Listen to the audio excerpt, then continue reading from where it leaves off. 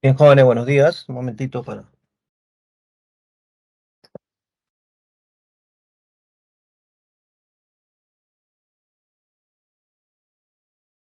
Buenos días, profesor.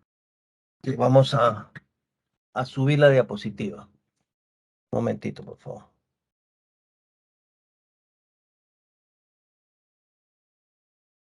Nos toca geografía primero y después ya cívica, ¿no? Bueno, ahí tenemos el tema de geografía. Vamos a ampliar para poder ver mejor. Ya está. Bien, nos toca el tema del proceso de cambio climático, calentamiento global, el impacto, los efectos negativos que genera el calentamiento global, la lucha, los acuerdos mundiales para tratar de mitigar los impactos ambientales que está creando mediante el Acuerdo de Kioto y la firma y los acuerdos, ¿no?, de las partes en la Agenda 21, el Acuerdo de París. Y en el caso de Perú, ver cómo el Ministerio del Ambiente se encarga un poco de estos temas, ¿no?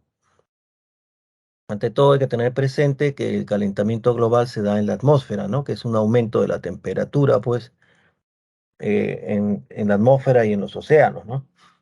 Entonces, pero hay que recordar primero la atmósfera. La atmósfera, pues, es la envoltura gaseosa, ¿no?, de gases que rodea la Tierra. Viene a ser una mezcla, pues, de varios gases de aerosoles que están flotando en el aire, ¿no?, en la atmósfera. Forma un sistema ambiental que está integrado por todos los componentes que la integran, pues, ¿no?, que la conforman, ¿no? Y entre sus variadas funciones, bueno, mantiene condiciones exactas para la vida. Pero no hay que olvidar que los gases también tienen una característica, ¿no?, que son, algunos gases son pesados y otros son más livianos.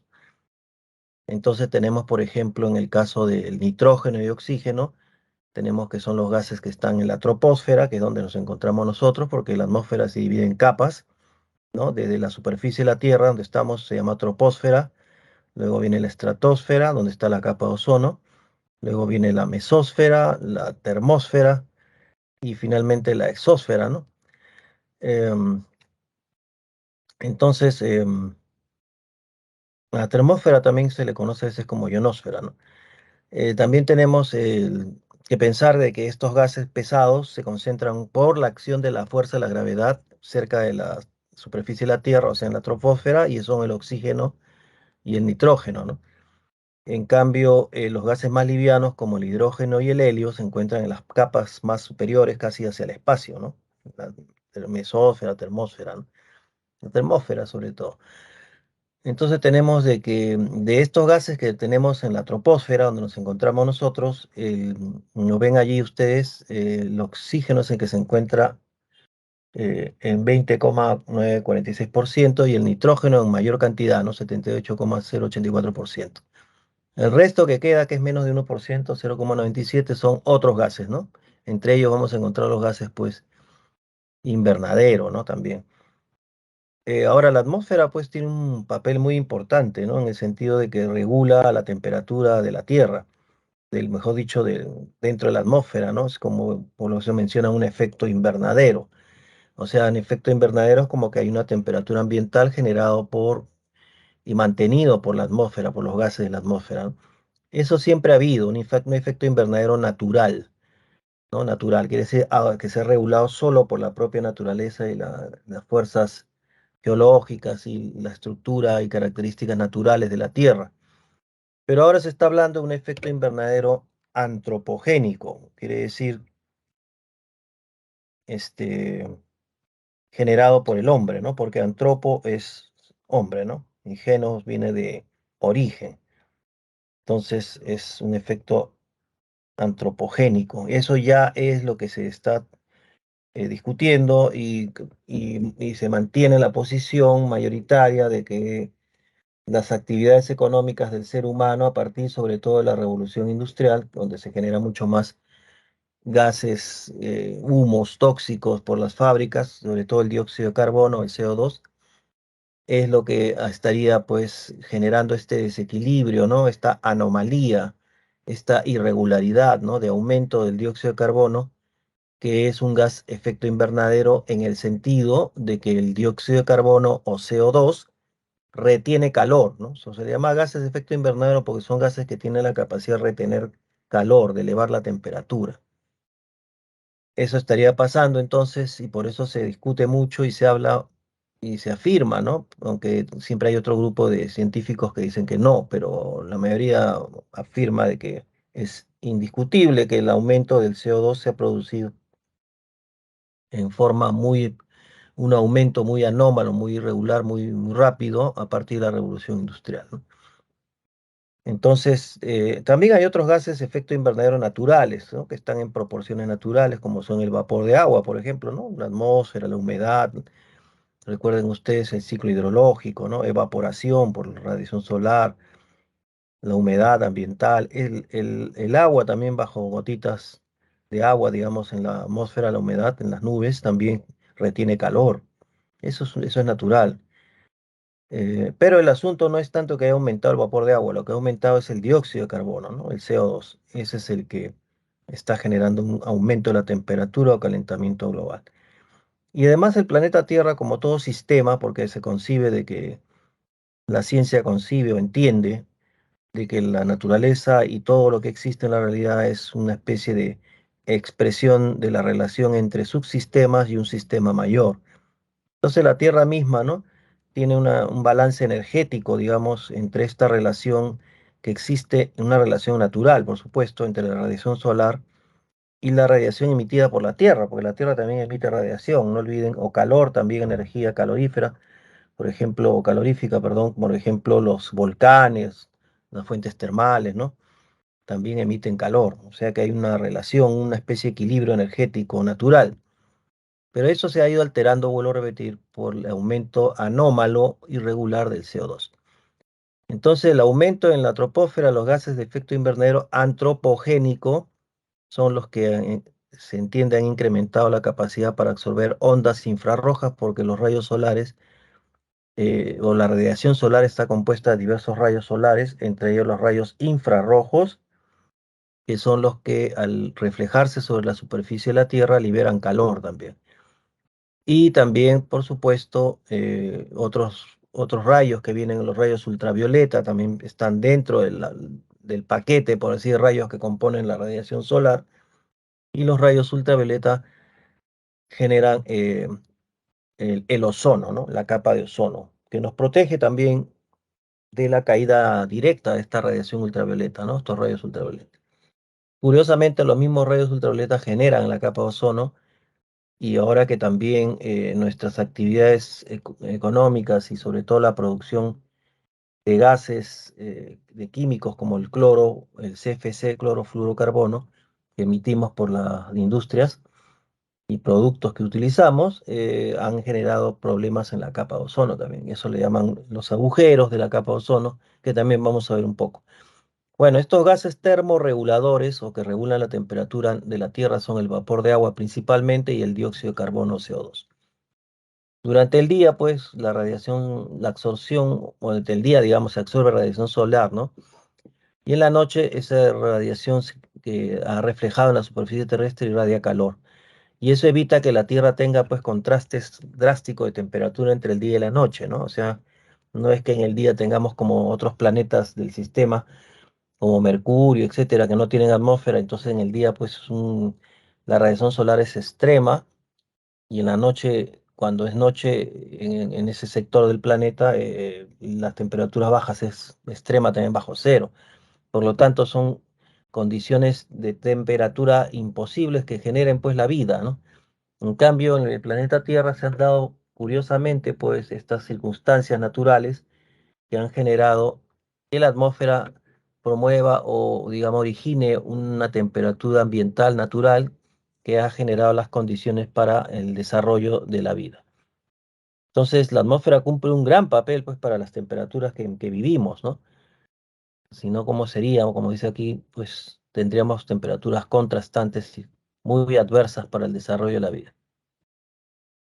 La estructura y características de la atmósfera nos muestra que la atmósfera tiene, pues, un importante papel, como les vengo diciendo, en el calentamiento de la Tierra, ¿no? Si no hubiera atmósfera, pues la temperatura del planeta en la noche sería varios grados bajo cero, bueno, es una cosa muy imposible, ¿eh? Día y noche así, no, ningún ser vivo podría soportar esas condiciones, ¿no? Muy difíciles. El clima terrestre entonces depende de este balance energético, pues entre radiación solar y radiación emitida por la Tierra, y el aumento en la troposfera que estamos viendo aquí en el dibujo, que es la de 0 a 12 kilómetros, es la capa de gases que envuelve la superficie de la Tierra, estas, digamos, la que envuelve la superficie de la Tierra. Esta troposfera es donde se han generado también. Troposfera significa esfera de cambios, ¿no? Y le llaman así porque aquí es donde están las nubes y todos los fenómenos meteorológicos o atmosféricos, como son rayos, truenos, lluvia, granizo, nieve, todo eso ocurre en la troposfera, no ocurre en las otras capas. En la estratosfera es más bien una zona de calma, ¿no? Ahí no hay lluvias, truenos, nada. Todo eso es en la troposfera, todos los fenómenos atmosféricos.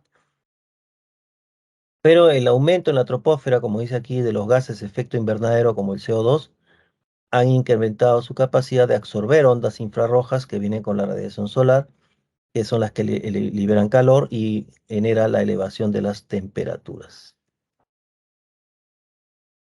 Entonces tenemos, hablando de la troposfera, que también se le llama baja atmósfera. Claro, baja atmósfera porque está en la superficie, cubriendo la superficie de la Tierra hasta los 12 kilómetros, ¿no? Como bien menciona aquí, en la baja, o sea, es sinónimo, ¿eh? Cuando leamos más adelante, tal vez la baja atmósfera se refiere a troposfera. Si dice troposfera, también se refiere a la baja atmósfera, o sea que son sinónimos. En ella opera el clima, pues que vengo diciendo, nubes, rayos, truenos, lluvias, ¿no? Tiene una mayor concentración de gases pesados, pues, ¿no? Nitrógeno, oxígeno, y en ella ocurren todos los fenómenos llamados meteorológicos. Aquí están viendo el esquema, ¿no? De las capas de la Tierra, troposfera, estratosfera. Está la capa de ozono, la mesósfera, la termósfera, ionosfera, la termopausa, que es una capa intermedia, y la exósfera, que ya es prácticamente la zona de contacto con el espacio, ¿no? Ahora veamos el tema del cambio climático. Se entiende por cambio climático, entonces, esta alteración, ¿no? del clima atribuido en forma directa o indirectamente a la acción del hombre, es decir, producto de las actividades económicas del ser humano con más intensidad sobre todo a partir de la revolución industrial, ¿no? Que es donde se empieza pues a producir masivamente en fábricas y a echar desechos tóxicos sobre la atmósfera, ¿no? Los gases por medio de las chimeneas de las fábricas, ¿no? Entonces, todo eso ha ido alterando la composición natural de la atmósfera mundial, ¿no? Las causas para que ocurra este cambio climático, que debemos entenderlo como un aumento de la temperatura, ¿no? En los mares y en la atmósfera misma, los océanos y la atmósfera, eh, se deben, entre varias explicaciones, al efecto invernadero antropogénico. Ahí ven en la foto, pues, las chimeneas de las fábricas, ¿no? El efecto invernadero antropogénico. Se debe también a la deforestación, o sea, la tala de árboles, porque los bosques y las plantas, recuerden ustedes, son conocidos, ¿no? Comúnmente como los llamados pulmones de la tierra, porque las plantas tienen la característica de absorber dióxido de carbono, o sea, CO2, y la planta procesa ese CO2 y lo convierte en oxígeno, o sea, es una fuente de oxígeno los bosques, ¿no? Por eso que es muy negativo, es muy nefasto cortar árboles en forma indiscriminada o alterar estos ecosistemas de bosques naturales que cumple un gran papel importante en las condiciones naturales ambientales de la atmósfera, ¿no? Emitiendo oxígeno. Pero si los cortamos, entonces va a haber un desbalance, como ustedes se dan cuenta. Y también otra causa sería la alteración ya que se observa de la circulación atmosférica y oceánica debido también a estos temas naturales y a temas también, al parecer, ambientales por el cambio climático, que viene a ser una especie de proceso de tropicalización de la Tierra, ¿no? Cuando digo tropicalización, quiere decir que el clima tropical, que es como la selva amazónica, por ejemplo, el clima tropical natural, que naturalmente se concentra entre la línea ecuatorial, digamos, y recuerden, y los trópicos, o sea, 23 grados 27 al norte, trópico de Cáncer, ¿no? Y trópico de Capricornio al sur. Entonces, esa es la zona de clima tropical natural. Pero como estamos en un proceso de aumento de temperatura de la atmósfera, o sea, estaríamos ante un proceso de tropicalización, quiere decir que el clima tropical se va a extender a otras regiones donde normalmente no existía, como el caso de los climas templados, que en forma natural se encuentran en entre los trópicos y los círculos polares. Eso afecta, como ustedes se dan cuenta, mucho a las plantas y animales, porque hay plantas de climas templados, animales de climas templados, ¿no? Plantas, ¿no? Y ecosistemas de climas fríos, templados, pero si todo se va a ir calentando, como que se extiende el clima tropical, quiere decir que muchas plantas y animales de climas templados van a ir muriendo, desapareciendo, y eso va a reducir la biodiversidad o variedad de vida, ¿no? Bueno, todos son consecuencias muy dramáticas, ¿no? Em, el proceso de calentamiento global lo podemos ver aquí en este esquema, donde se ve el Sol y una especie de trayectoria de rayos solares para darnos cuenta cómo es que se comportan estos rayos al caer, ¿no? Primero, la energía del Sol o radiación solar cae sobre la Tierra, pues, ¿no? Como es normal, y parte de esta energía, en el punto 2 ustedes vean donde dice la nube reflexión, parte de este rayo se refleja en las nubes de la troposfera, ¿no? Y parte se refleja al espacio y otra parte pasa, ¿no? Hacia la superficie de la Tierra. Em, en el punto 3 ya nos damos cuenta que aparte que la radiación del Sol genera la luz visible y caen los rayos solares sobre las nubes o sobre la superficie indirecta de la Tierra, entonces se calienta, ¿no? El reflejo que se genera sobre la superficie de las nubes genera liberación de energía infrarroja, que es la que genera calor, ¿no? La sensación de calor. Pero en el punto 4 vemos de que parte de la radiación infrarroja se regresa o reemite al espacio, porque se refleja en la superficie como decir un espejo y se regresa al espacio, pero otras de estos rayos chocan nuevamente con nubes que se encuentran cargadas de dióxido de carbono, de gases de efecto invernadero antropogénico, y entonces esta radiación solar que se reflejó en la superficie se vuelve a reflejar en las nubes, en la parte, digamos, inferior de la nube, y nuevamente se vuelve a reflejar a la superficie varias veces, hasta que finalmente sale de la superficie o de la troposfera, ¿no? Entonces parte de la energía se remite al espacio generando más calor. Esto entonces, esta especie de rebote de los rayos varias veces sobre la superficie terrestre, que normalmente salía más rápido porque las nubes no tenían dióxido de carbono, no estaban tan cargadas de dióxido de carbono, entonces salía normalmente, ahora no, ahora se reflejan varias veces antes de salir y ese reflejo es lo que va generando, ese reflejo repetido va generando un aumento de temperatura o calor. Por eso acá nos dice el efecto invernadero se produce cuando determinados gases como el dióxido de carbono o el metano, también es un gas que retiene mucho calor, retienen una parte de la energía que emite la Tierra, ¿no? Entonces, se genera un calentamiento global y ese calentamiento, aumento de temperatura de la atmósfera y gases, de los gases de la atmósfera y de los océanos, ese aumento se le llama cambio climático. Entonces, ahora, ¿cuáles son los gases que normalmente son gases efecto invernadero, ¿no? Que son los que provocan el aumento de temperatura en la troposfera, ¿no? Y el calentamiento global se genera en la troposfera, ¿no? No se genera en la estratosfera, la exósfera, por ahí no, sino en la troposfera, donde estamos nosotros. Acá hay una lista de gases de efecto invernadero que hay que conocer, por si acaso siempre es bueno, porque en los exámenes pueden venir preguntas, ¿no? El dióxido de carbono, CO2, que es el principal responsable del aumento de los gases de efecto invernadero, el CO2, y cuyo fuente de emisión, digamos, actividades que generan aumento o generan la presencia de dióxido de carbono es cuando hay quema de combustibles fósiles. O sea, quema de combustibles fósiles se le llama pues a los hidrocarburos, a los del petróleo y derivados del petróleo, que utilizamos pues nosotros en la vida diaria, en las industrias, ¿no? O sea, la gasolina, el querosene, brea, ¿no? Del derivados del petróleo se obtiene plásticos, pero sobre todo combustibles fósiles estamos refiriendo a gasolina, ¿no? Querosene, brea.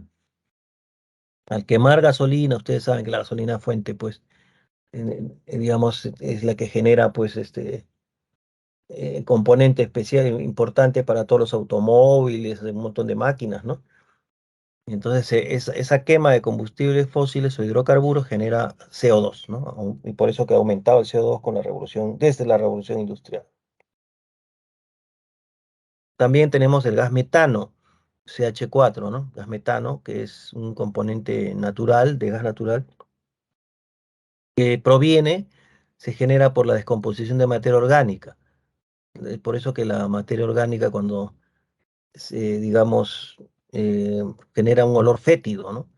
En verdad todos los animales, en la digestión, todos los gases que tienen los animales y nosotros mismos los humanos son metano, ¿no? Pero más viene en cantidades ya, digamos, preocupantes, ¿no? Con la quema de biomasa, descomposición de materia orgánica en rellenos sanitarios, ¿no? Quema de combustibles también fósiles, quema de basura, también genera metano. Y así que eso también, por supuesto, eh, contribuye, pues, ¿no? A un gas efecto invernadero también importante, que es el metano. No está en cantidades en mayores que el oxígeno y nitrógeno, pero ya dentro del 1% estos gases ya crean unas condiciones diferentes, ¿no? Por su gran capacidad de retener calor. El óxido nitroso, que es N2O, gas tóxico, fuentes que producen óxido nitroso, producción de nylon, ácido nítrico, las prácticas agrícolas, por ejemplo, la quema de biomasa, hay gente que quema plantas, hojas, ¿no? Combustibles y fertilizantes, también se usan pues el nitrógeno como fertilizante y a veces como agroquímicos, ¿no? Como lo menciona, y eso también genera gases invernadero, ¿no? El óxido nitroso. Luego tenemos unos gases que no son naturales, sino que son producto, como dice aquí, de la industrialización, o sea, de la actividad económica industrial del ser humano, y no son gases de origen natural, son producidos exclusivamente por el hombre. Ahí es donde viene pues una gran responsabilidad también de nuestra especie, ¿no? Estos gases fluorados, que también contribuyen al efecto invernadero, que son gases artificiales, es decir, que no están en la naturaleza normalmente, sino que el hombre los ha creado a partir de estas actividades, vienen pues los derivados llamados hidrofluorocarbonos, ¿no? Hidrofluorocarbonos, HFC5, cuya fuente de estos hidrofluorocarbonos son los gases refrigerantes, por ejemplo, ¿no? Los que se usan en aire acondicionado, en disolvente de limpieza, para fabricación de espumas, de limpieza, etcétera. Esos son los hidrofluorocarbonos. Los perfluorocarbonos se producen en las fuentes, cuando su fuente es la actividad del hombre en la fabricación de semiconductores, cuando se produce disolventes de limpieza, agentes para fabricación de espumas, también genera este gas, el fluorocarbono.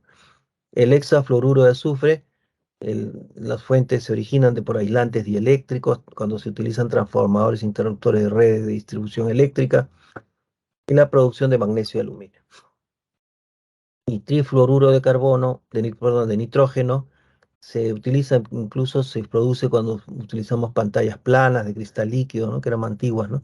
Semiconductores, aparatos de limpieza térmica, etcétera. Entonces, todo, como ven ustedes, la tecnología que usamos mayormente está generando estos gases fluorados que son artificiales, ¿no? Pero que de hecho son responsabilidad del ser humano. Ahora, ¿cuáles son las consecuencias, pues, que se presentan o se generan cuando se produce el aumento de temperatura de la atmósfera y los océanos, o sea, el cambio climático? Tenemos el proceso de tropicalización de la Tierra, lo que yo les decía, ¿no?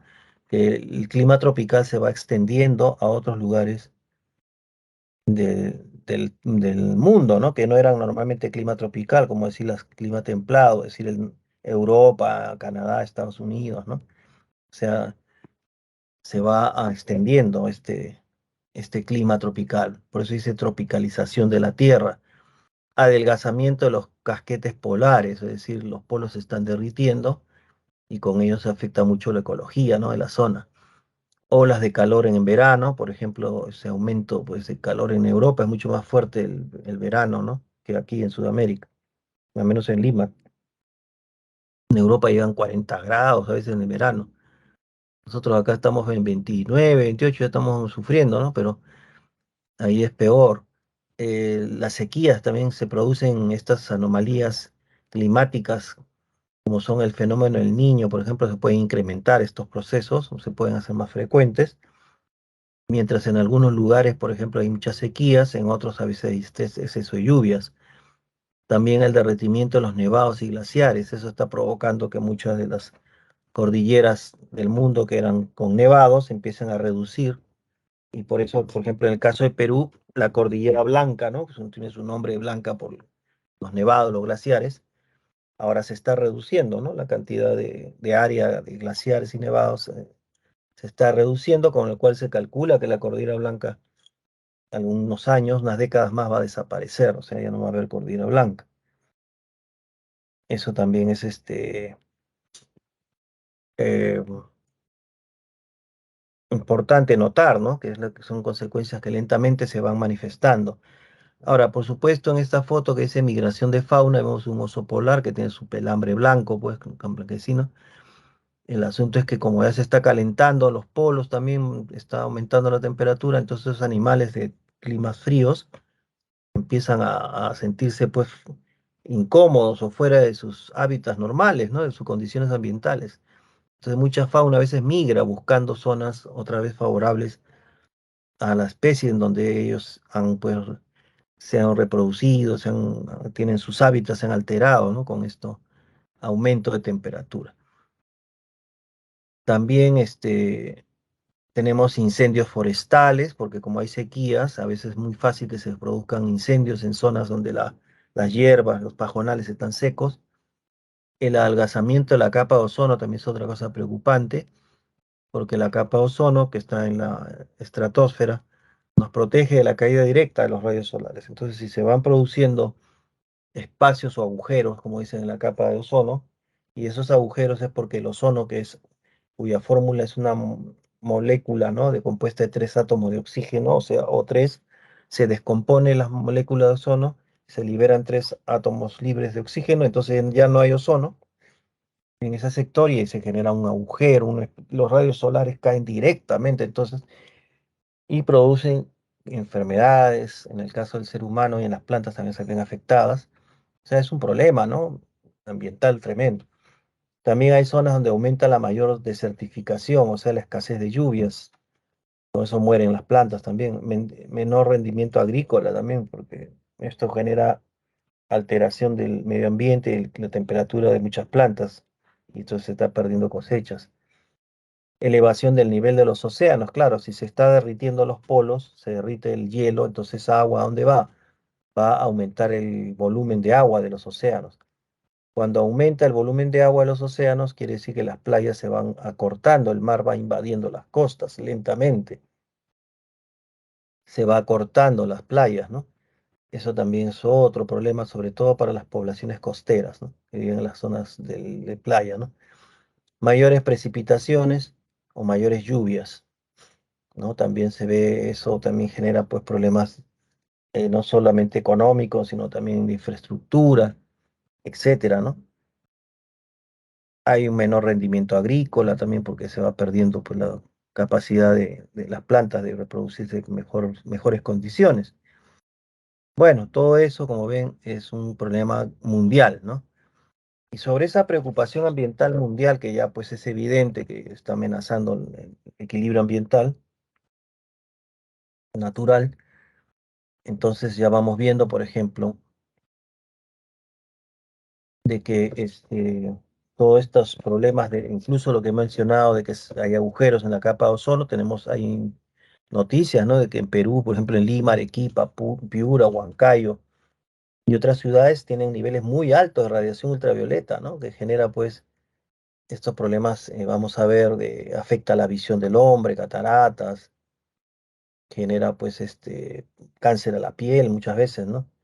Entonces, bueno, todo esto evidencia pues también, como les venía diciendo, de que se ha observado un aumento en la frecuencia y en la intensidad de fenómenos como el Niño, ¿no? Que son fenómenos temporales, eventuales, y que también que hemos visto afectan mucho la costa norte del Perú y a veces el altiplano con sequías, ¿no?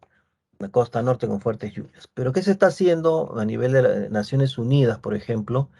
Ha empezado a generar este tipo de convenciones del marco de Naciones Unidas sobre el cambio climático de los años del 90, la década del 90. De la década del 90 empiezan estas preocupaciones ambientales, ¿no? Antes no habían estas preocupaciones ambientales, la gente pues seguía trabajando en fábrica, las fábricas seguían echando humo en forma indiscriminada, ¿no? Ahora ya vamos a ver que hay algunas medidas, algunos acuerdos para tratar de reducir sobre todo la emisión de gases de efecto invernadero, o sea, reducir el hecho de que se produzca demasiado dióxido de carbono, por ejemplo, ¿no? Que ya eso ya por sí crea un problema para los empresarios que son dueños de industrias. Ya se darán cuenta ustedes que hay un conflicto de intereses ahí, ¿no? Pero igualmente ya el tema ha sido tocado y es de preocupación mundial, ¿no? Esto se empezó a tratar ya por Naciones Unidas en un tratado internacional adoptado en la Cumbre de la Tierra en 1992. Se reunieron en Río Janeiro, en Brasil, como una manera de dar respuesta mundial al problema del cambio climático. El objetivo de estas reuniones en la Cumbre de la Tierra fue estabilizar las concentraciones de gases de efecto invernadero, o sea, tratar de reducir, ¿no? Estabilizar esta cantidad de gases de efecto invernadero a un nivel pues, que impida interferencias humanas peligrosas, ¿no? En el sistema climático. Y producto de estas convenciones se llegó pues a que este tratado se complementara con uno mayor, que es el Tratado del Protocolo de Kioto, donde 197 estados o países, ¿no? Estados se han adherido, han firmado el tratado, entre ellos Perú, por supuesto, a quienes se denomina partes o COP o las partes, ¿no? Que son los estados adherentes o firmantes del Protocolo de Kioto. En estas conferencias, entonces, que tienen su historia, digamos, ¿no? Tienen una historia de reuniones que ha habido mundiales sobre este tema ambiental. Podemos encontrar conferencias, ¿no? Donde han participado estos estados partes. Em, entonces, quedamos en que los países miembros son los que le llaman las partes, ¿no? Son los estados o países miembros participantes. El, entonces, vamos viendo de que en este compromiso que estamos viendo de que Naciones Unidas está promoviendo en estas conferencias, reuniones para lograr compromiso entre los países partes sobre el tema de sumar los esfuerzos en reducir los gases de efecto invernadero, de la emisión de estos gases. Entonces tenemos unos 35 países, ¿no? Desarrollados o industrializados que se ponía a dialogar para reducir las emisiones de gases de efecto invernadero, reducir al menos un 5%, ¿no? Con respecto a un nivel de base medido en el año 1990. Entonces la idea era ponerse metas, ¿no? Durante el periodo 2008-2012, entre otros acuerdos, ya se estaban proponiendo metas de reducir, pues, digamos, en forma gradual, ¿no? Los porcentajes de los gases efectos invernaderos, ¿no? Entonces, eso es muy importante, pues, para entender cómo es que hemos ido avanzando, ¿no? Digamos, en este campo, ¿no?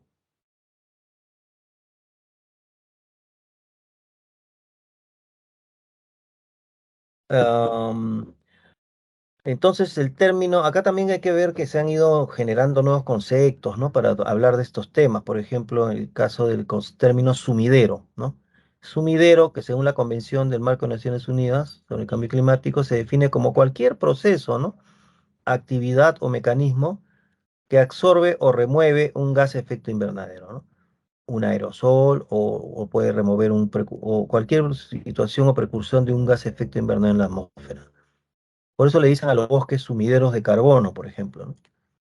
Los bosques son sumideros de carbono, las plantas, los bosques, porque ya les dije que reducen el dióxido de carbono que lo convierten en oxígeno. Entonces es un sumidero, pues, ¿no? Sumidero de carbono, como el término lo estoy explicando, ¿no?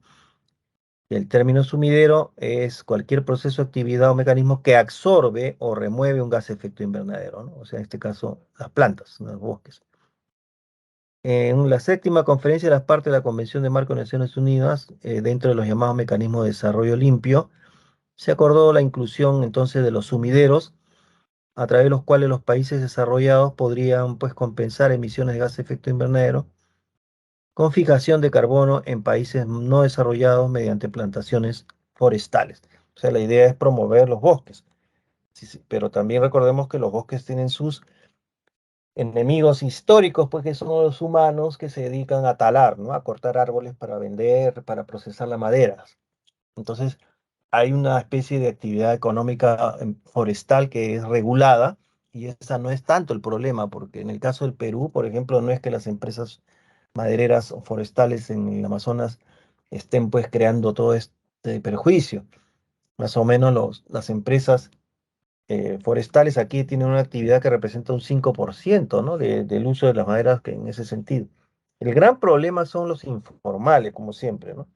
O sea, estos como agricultores colonos migratorios, que vamos a ver, van cortando árboles de aquí para allá para armar, acondicionar zonas en la selva alta sobre todo, y en la selva baja también, pero más en la selva alta, donde están ellos creando pues estas especies de áreas que ellos cortan y queman, ¿no? Cortan árboles, queman hierbas, que le llaman rosa y quema, esa es técnica, despejando áreas de la selva para sembrar coca. Entonces ahí vamos a ver una cadena delictiva, ¿no? Porque los campesinos no tienen la culpa, ellos, bueno, como campesinos están pues entrando al negocio, no de la coca, sino al negocio de plantar plantas, poner coca, para venderle toda la cosecha pues a los narcos, ¿no?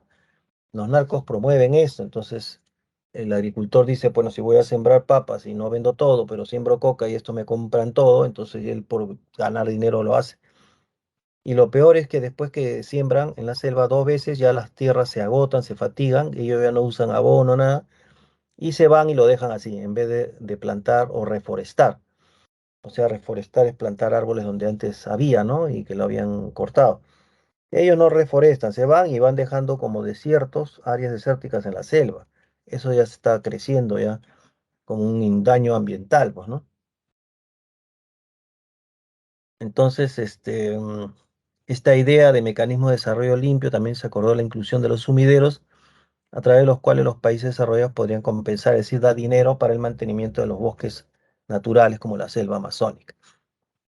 Porque no hay que olvidar que el efecto invernadero más está concentrándose en el hemisferio norte de la Tierra, donde están los continentes de Europa, Norteamérica, donde están los países más desarrollados, pues que son los que más han creado dióxido de carbono con sus industrias. Pero la selva amazónica está en el hemisferio sur, por ejemplo, entonces ellos hacen como una especie de apoyo económico para la conservación de los bosques amazónicos, pero se encuentran con los problemas que les digo de esta actividad de tala, ¿no? Roza y quema de manera informal que malogra áreas, ¿no? Áreas amazónicas. Bueno, en el año 97, en el llamado COP3 en la ciudad de Kioto, Japón, se estableció pues el protocolo de Kioto, ¿no? Un ratito así, donde se definió la mitigación o la disminución de 6 gases de efecto invernadero, GI es gas de efecto invernadero, ¿no? Causados por las actividades humanas. Los países industrializados deben reducir sus emisiones, comprometen, pues, ¿no? Los países industrializados que estuvieron ahí, pero no firmó China ni Estados Unidos, ahí viene el asunto, bueno, sus emisiones de gas de efecto invernadero al menos un 5% con respecto al nivel del año 1990. O sea, el año 90 viene a ser como la línea base, ¿no? Se le llama así, pues, cuando han medido toda la situación, digamos, de las cantidades anómalas de dióxido de carbono, de metano, etcétera, y han tomado los datos de 1990 como para comparar, ¿no? Si es que en estos protocolos se toman metas hasta el 2012, 2015, así, ¿no? Entonces, para ver si de verdad se ha disminuido, ¿no? Y el punto de comparación es el año 90. O sea, en relación al año 90, si es que ha disminuido estas emisiones de gases de efecto invernadero, ha aumentado, no sé. Entonces, el compromiso fue al reducir al menos 5% con respecto al nivel del año 90 durante el periodo 2008-2012. En 2012, en Doha, Qatar, se acordó extender la vigencia del protocolo de Kioto hasta el año 2020. Y en el acuerdo 2015, en el último acuerdo de París, en Francia, eh, se aprobó el Acuerdo de París, donde se establecen medidas para reducir las emisiones de gas de efecto invernadero a través de la mitigación, adaptación y resiliencia de los ecosistemas. Se fijó el objetivo en limitar el calentamiento global por debajo de los 2 grados, ¿no? Y se reconoce el principio de responsabilidades comunes, pero diferenciadas, claro. O sea, todos los seres humanos tenemos cierta obligación, de hecho, un compromiso con el medio ambiente, porque es nuestra casa, ¿no? La tierra es nuestro hogar, pero de hecho que las responsabilidades no son iguales en el hemisferio sur que en el hemisferio norte, ¿no?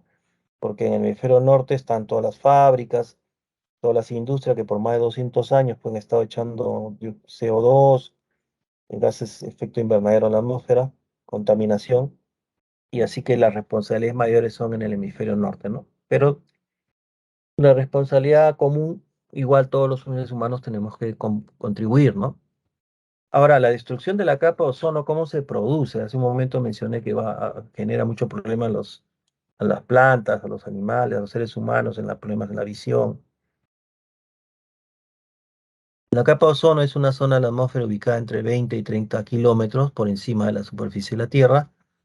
Su función es más importante es absorber, filtrar, reflejar la radiación ultravioleta que viene o procede del espacio exterior con la radiación solar, permitiendo así la existencia de vida en la Tierra. Claro, cuando si no hubiera la capa de ozono, muchas plantas no podrían hacer fotosíntesis, por ejemplo. Por ejemplo, el fitoplancton, que es muy común en las aguas frías, que por ejemplo el mar peruano, es una alga microscópica, es una planta, pues, ¿no? Una alga pequeña, microscópica. eh, Hace fotosíntesis, como todas las plantas, aprovecha la luz del sol, ¿no? Para generar clorofila, etcétera. Pero estas plantas, si les cae la radiación solar y los rayos ultravioleta directamente, o sea, no han sido disminuidos los rayos ultravioleta por la capa de ozono, porque hay agujeros, entonces impide esta radiación directa de los rayos ultravioleta, impide que las plantas hagan fotosíntesis. Y ahí se dan cuenta ustedes que hay un gran problema, ¿no? Porque, por ejemplo, el más notorio es el caso del fitoplancton, que es, además de ser una planta que hace fotosíntesis en el mar, es el inicio de la cadena alimenticia en el mar peruano. O sea, muchos peces pequeños comen fitoplancton y de ahí en los medianos se comen a los pequeños y así, ¿no? Pero si no hay fitoplancton, ¿qué van a comer los peces pequeños? Entonces se interrumpe la cadena alimenticia natural, ¿no? A eso voy yo, ¿no? Que haya consecuencias pues importantes a nivel ambiental, ¿no? Parece mentira, pero todo está relacionado. Entonces, si se incrementara o se dañara la capa de ozono, desapareciera, estaríamos pues prácticamente en peligro la vida en la Tierra también. La capa de ozono se ve afectada, se ve, digamos, afectada por el uso de los clorofluorocarbonos, CFC, que hace un momento expliqué los gases fluorados, que son responsabilidad directa del ser humano. O sea, eso no existe en la naturaleza en forma natural. El CFC lo crean los hombres con la industria. Que se usa mucho estos gases CFC en refrigerantes, propelente de aerosoles, por eso no es bueno comprar aerosoles, spray, esas cosas no es bueno porque emite CFC. CFC quiere decir clorofluorocarbono, clorofluorocarbono. El cloro que compone CFC, clorofluorocarbono, es el que digamos, desintegra la molécula de ozono, ¿no? Cuando uno usa mucho CFC en la superficie de la Tierra, ese gas es liviano, se eleva y entonces va a llegar, se descompone en el trayecto el cloro, se descompone el clorofluorocarbono, el cloro sale como solo, digamos, como un átomo, digamos, solo, pues, que llega hacia la molécula de ozono, que es O3, y el cloro tiene esta particularidad de descomponer la molécula de ozono, o sea, que la elimina. Y eso es lo que genera los agujeros, pues va incrementando. La reducción, por ejemplo, de la capa de ozono genera amenaza a la vida porque los rayos ultravioleta al caer más directamente generan cáncer de piel, cataratas, afecta el fitoplancton, como ya mencioné. Y en el año 1987 se firmó el Protocolo de Montreal en Canadá, cuyo objetivo es reducir, ¿no?, la emisión de los gases CFC, clorofluorocarbono, y entró en vigencia en 1989, ¿no? Interesante porque se tiene información de que este protocolo de Montreal sí fue efectivo, ¿no? O sea, en verdad ha reducido la cantidad de CFC y con ello se ha recuperado gran parte de la capa de ozono que estaba generando mucho agujero, sobre todo en la Antártida, ¿no?, en los polos, y ahora parece que se ha reducido un poco, ¿no? Entonces consideran de que ha habido un avance, ¿no?, con este protocolo de Montreal en Canadá, ¿no? Como ven allí, entonces, bueno, hay un gráfico ahí, ¿no? Los gases contaminantes, CFC, clorofluorocarbono, aerosoles, etcétera, están ahí, ¿no?, en la zona de la troposfera y llegan hasta la estratosfera, donde está la capa de ozono. Al llegar allí es donde descomponen la molécula de ozono y liberan 3 átomos de oxígeno, con lo cual ya la molécula de ozono no existe, ¿no? Entonces, eso es lo que genera, ¿no? Ahora, en el Perú, ¿qué rol asume compromisos el Estado peruano, ¿no?, para tratar de participar activamente en estos compromisos, ¿no?, a favor del medio ambiente? Tenemos el Estado creado para estos temas de preocupación ambiental al Ministerio del Ambiente, ¿no? Así es, el Estado genera a veces instituciones públicas que son, digamos, creadas, ¿no? Estas instituciones públicas creadas por necesidad, ¿no? Por la importancia del tema, digamos, ¿no? Por la importancia de, de la preocupación, la relevancia del tema, ¿no? Entonces el Estado crea, pues, una institución pública. En este caso, para la preocupación ambiental en el Perú, el calentamiento, los sumideros de carbono por el bosque amazónico que tenemos en el territorio, todo eso ha generado entonces que el Estado cree el Ministerio del Ambiente, ¿no?, que es se creó hace unos años, ¿no? Viene a ser, el Ministerio del Ambiente viene a funcionar como el ente rector, ¿no?, del sector ambiental, donde se diseña en el Ministerio del Ambiente la política del Estado con relación, se diseña, se establece, ejecuta, supervisa la política nacional del ambiente, ¿no? O sea, cuya función es promover, pues, la conservación y el uso sostenible de los recursos naturales, ¿no?, en las áreas naturales protegidas y proteger la diversidad biológica. Claro, no olvidemos que Perú también ha asumido estos compromisos del desarrollo sostenible, que es el concepto que nos habla del uso racional de los recursos naturales en el presente para garantizar que estos mismos recursos eh, contribuyan al desarrollo de las siguientes generaciones, ¿no? En el caso del Perú tenemos organismos adscritos, ¿no?, adscritos a Ministerio del Ambiente, como son el CENAMI, ¿no?, el Servicio Nacional de Meteorología y Meteorología, ¿no?, Meteorología e Hidrología, ¿no?, del Perú, CENAMI, que estudia y hace pronósticos del tiempo atmosférico mayormente, ¿no? Tenemos el IIAP, el Instituto de Investigaciones de la Amazonía Peruana, que hace investigaciones para el desarrollo y uso sostenible de la diversidad biológica.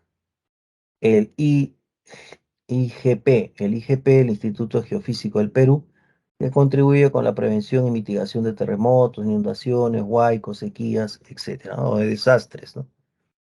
Tenemos el CERNAM, que es el Servicio Nacional de Áreas Naturales Protegidas, que establece los criterios técnicos y administrativos para la gestión, ¿no? Gestión de las áreas naturales protegidas o ANP, para la gestión, la administración.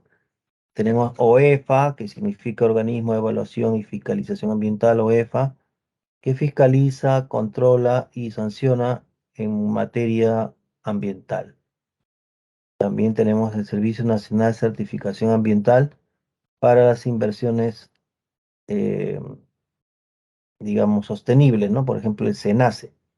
SENACE es la que aprueba los estudios de impacto ambiental.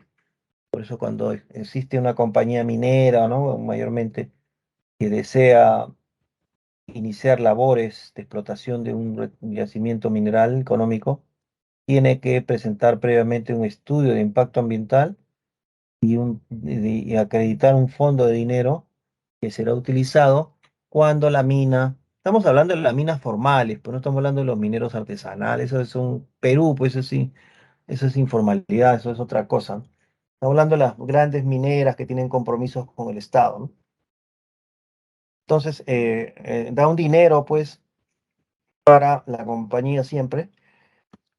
Luego que se aprueba el estudio de impacto, ya va a empezar sus actividades. Dice, bueno, calculamos que vamos a estar 15 años, 20 años aquí, ¿no? Entonces, bueno, ellos ya, antes incluso de que inicien, ya depositan una cantidad de dinero que queda como resguardo para que ese dinero se utilice en el plan de cierre. El plan de cierre de mina quiere decir como un año antes que la mina ya cierre, como ya se ve que se está acabando ya el yacimiento. Entonces, porque son recursos no renovables los minerales, ¿no?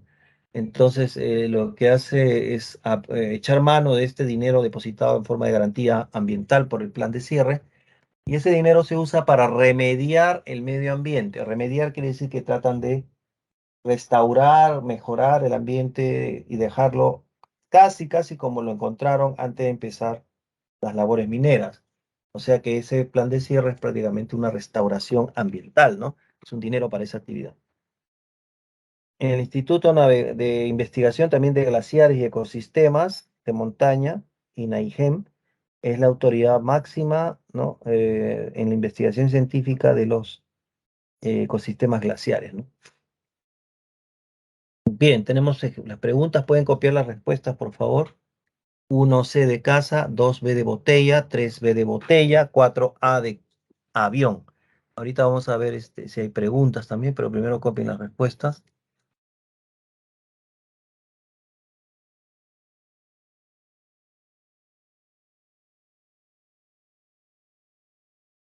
Mm, copien, por favor. Bueno, estoy dando un tiempito para que puedan tomar fotos, no sé.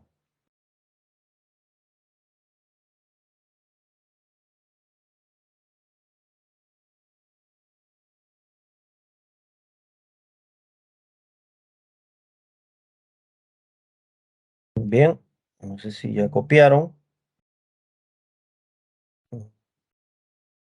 Y mientras antes de responder, voy a dar una mirada al chat, a ver si hay algunas preguntas.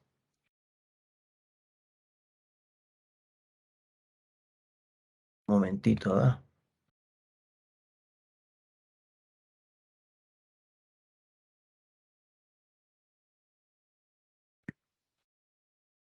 Un momentito, ¿verdad? Bien, no veo ninguna pregunta, pero sí entonces vamos a resolver, pues, ¿no? Las preguntas del... Voy a volver a compartir y vamos a resolver, ¿no? La uno, por ejemplo, nos dice, los gases de efecto invernadero presentes en la baja atmósfera, ya la baja atmósfera, ¿qué es? La troposfera, ¿no? Se ha incrementado notablemente por la acción del hombre. Al respecto, relaciona los siguientes gases de efecto invernadero con las actividades que permiten su emisión masiva, o sea, que producen estos gases. Y la respuesta es la C, ¿no? Uno, C, o sea, metano se produce por C, la quema de biomasa, crianza intensiva de ganado y extracción de hidrocarburos. Dos, hidrofluorocarbonos con D, elaboración y uso de sistema de refrigeración y aire acondicionado. Tres, que es trifluoruro de nitrógeno con A, fabricación de pantallas planas con cristales líquidos, etc. Y cuatro, óxido nitroso con B, uso excesivo de fertilizantes artificiales y tratamiento de aguas residuales domésticas. Dos, tenemos, dice, sobre las consecuencias del debilitamiento de la capa de ozono, producto de las actividades antrópicas, identifique los enunciados correctos. Y la letra B, o sea, uno, B, ¿no? O sea, uno, 2 y 4 es correcto, 3 no, ¿no? Uno dice, con relación a esto de las actividades entrópicas de la capa de ozono, incrementa el riesgo de afecciones oculares por la capa de ozono y cáncer a la piel, claro, o sea, la catarata, ¿no? Dos, interfiere la afectación de la capa de ozono, pues interfiere en el desarrollo agrícola, disminuyendo la producción. Como le digo, afecta pues a las plantas, ¿no? La fotosíntesis. Y cuatro, altera los ecosistemas acuáticos con la reducción de fitoplancton, lo que les venía diciendo, ¿no? Tres no es, dice que tres es falso porque afirma aquí que genera incremento global de la temperatura en la estratosfera. Eso es mentira, pues no, la capa de ozono no, la destrucción de la capa de ozono no incrementa la temperatura, en la estratosfera menos. Tres, como consecuencia del cambio climático, la frecuencia e intensidad de los desastres naturales se viene incrementando, amenazando de manera directa la seguridad de la población, ¿no? Y ante esta problemática, ¿qué entidad adscrita al Ministerio del Ambiente contribuye en las tareas de prevención y mitigación de desastres? Es la letra B, en Instituto Geofísico, ¿no? Hemos dicho que el IGP realiza estudios en el campo de investigación, informes técnicos que aportan en la gestión de riesgos del país, ¿no? No olvidemos que el Perú se encuentra en zona tectónica de margen de placas, ¿no? Por eso que tenemos temblores, sismos. También tenemos una variabilidad atmosférica por los pisos altitudinales debido a la cordillera de los Andes. Y el IGP investiga, pues, monitorea el geoespacio para contribuir en la prevención y mitigación de fenómenos naturales que puedan tener potencial destructivo, ¿no? Bien, y entonces la 3 es la B de botella, ¿no? 4, el Perú suscribió el Acuerdo de París, por lo que asume compromisos entre este tratado jurídicamente vinculante, ante este tratado. Con respecto a sus acciones como Estado parte, identifica el valor de verdad o falsedad de los siguientes enunciados y nos dicen que la letra A, o sea que es verdad 2 y 4. Verdad es que presenta, en este Acuerdo de París, ¿no? Sus contribuciones determinadas nacionales cada 5 años. Claro, pues, eso es lo que se acordó. Y 4, desarrolla políticas de adaptación al cambio climático en función a sus capacidades. Ujú. Falso es la uno que dice asiste con recursos financieros e innovación tecnológica a los países desarrollados. El Perú no que le va a dar dinero a los países desarrollados, pues estamos más, estamos para que nos den, más bien. 3, realiza programas de cumplimiento voluntario por ser un país en vía de desarrollo. No, esa es mentira. Bien, entonces ya tenemos la, este, las, la clase de geografía, nos falta hacer la de cívica entonces, ¿no? Bueno, ya saben que cualquier pregunta ustedes pueden realizarla, pues, por medio del chat, ¿no?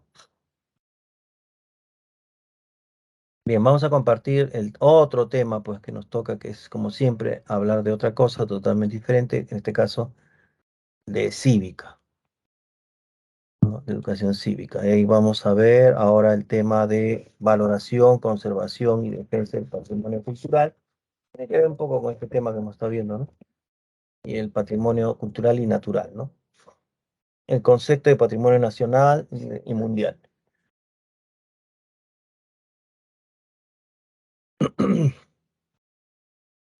Bien, entonces vamos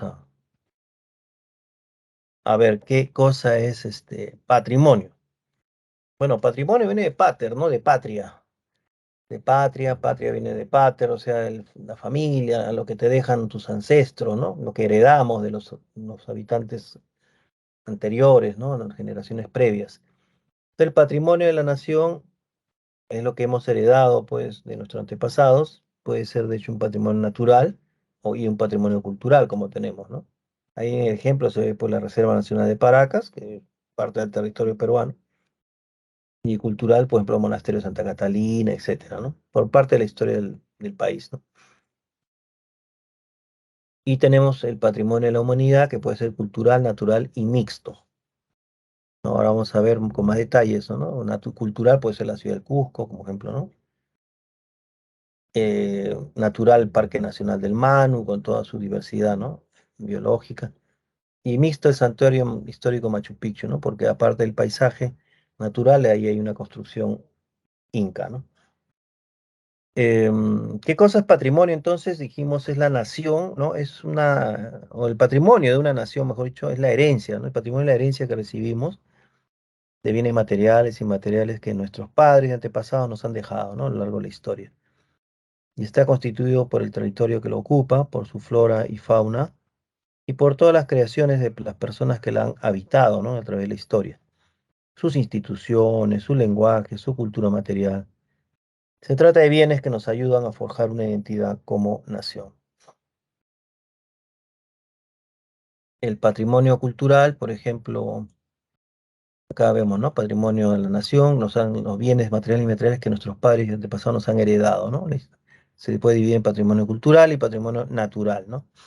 O sea, el territorio, todos los ecosistemas y el cultural, toda la historia de las culturales de las sociedades pre-incas, inca, colonia y república, ¿no?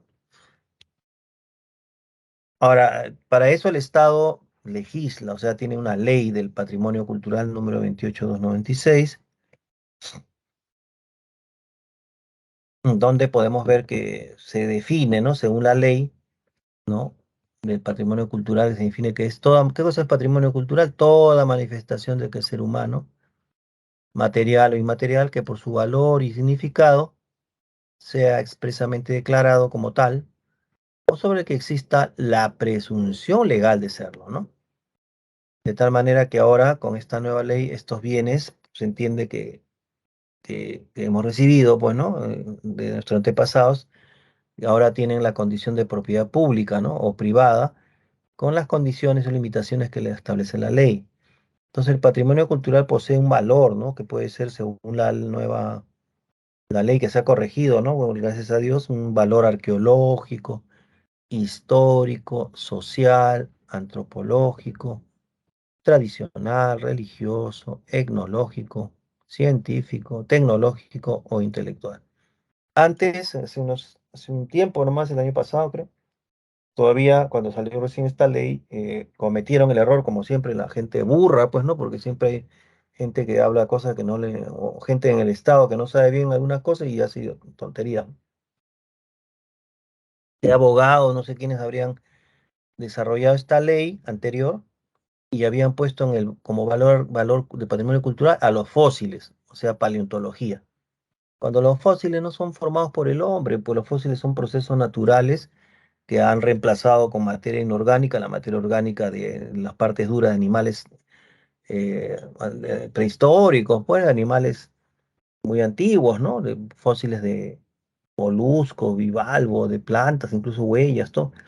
¿Y cómo van a decir, pues, que que un fósil, ¿no? Una monita, un fósil, por ejemplo, el Mesozoico, ¿no? El Cretácico acá en el Perú, va a ser pues cultural? Pues cuando acaso el humano ha hecho el fósil se hace como un proceso natural. Pero algún burro, pues que nunca falta, se había metido en esta ley y por varios años el tema paleontológico. Entonces la gente del Ministerio de Cultura, que es liderada mucho por los arqueólogos, cuando iban a un lugar, pues, o los geólogos, que son del INGEMET, el Instituto Geológico Minero Metalúrgico del Perú, los geólogos que saben de paleontología encontraban un sitio con fósiles, en vez de que los geólogos paleontólogos tuvieran todo el respaldo legal para tratar estos hallazgos de paleontólogos de fósiles, venía que llamar a la gente del Ministerio de Cultura, a un arqueólogo que no tiene nada que ver pues, con fósiles, para que dé permiso pues, y supervise, pues, ¿no? Porque la ley dejaba claramente ahí escrito en forma totalmente pues ignorante, ¿no? Que la ley del patrimonio cultural incluía fósiles, o sea, arqueológico, histórico, social, antropológico, paleontológico, tradicional, así decía anteriormente.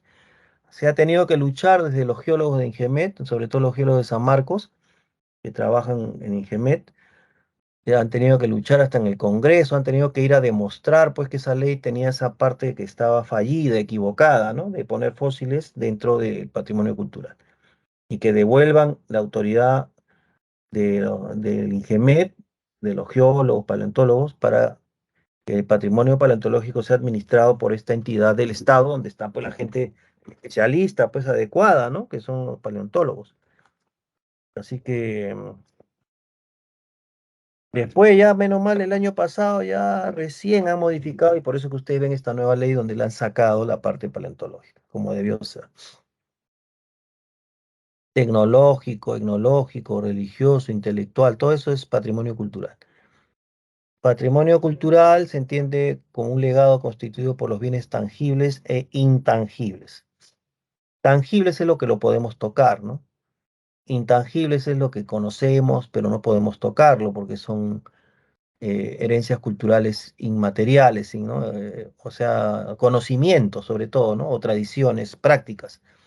Los bienes tangibles, sí se podemos tocar, pueden ser libros antiguos, como los bien libros, los primeros libros impresos en el Perú, que son incunables, piezas artísticas, arquitectónicas, paisajes, como ven en la foto, ¿no? Un libro, una cerámica de Nazca, ¿no? Que se ven ahí, o si no, el Chanchán, la ciudad de la Chanchán, de los Chimú en el norte, ¿no?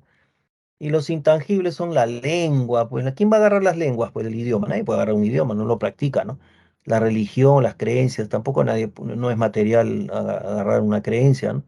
Los valores, las costumbres, las celebraciones, las danzas, la música, la manera de bailar, por ejemplo, ese conocimiento de saber bailar un tipo de música de un pueblo, de una región, eso no, eso se transmite por imitación, ¿no? Pero no es un bien material.